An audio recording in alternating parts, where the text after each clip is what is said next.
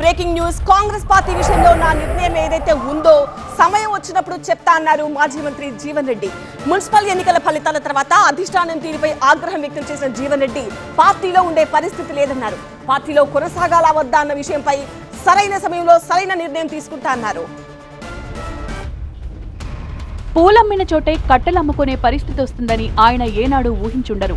మంత్రిగా, ఎమ్మెల్యేగా కరీంనగర్ రాజకీయాలపై తన మార్కు వేసిన జీవన్ రెడ్డి ఇప్పుడు ఏ పదవి లేకుండా ఉన్నారు. తన వర్గ నేతలకు మున్సిపల్ చైర్మన్ పదవిని కూడా ఇప్పించుకోలేకపోయారు.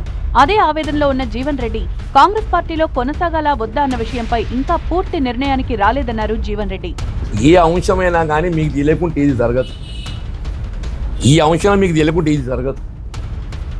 సరే, నేను మున్సిపల్ ఎన్నికల ఫలితాలు వెలువడ్డ నాడే చెప్పాను. నేను అంటే చైర్పర్సన్ ప్రకటింపబడ్డ నాడే కాంగ్రెస్ పార్టీలో కొనసాగడం కొంత ఆలోచించుకునే పరిస్థితి ఏర్పడ్డది అని చెప్పి నానాడే చెప్పాను.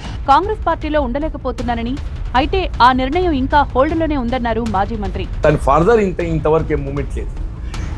చూద్దాం, లెట్ us see.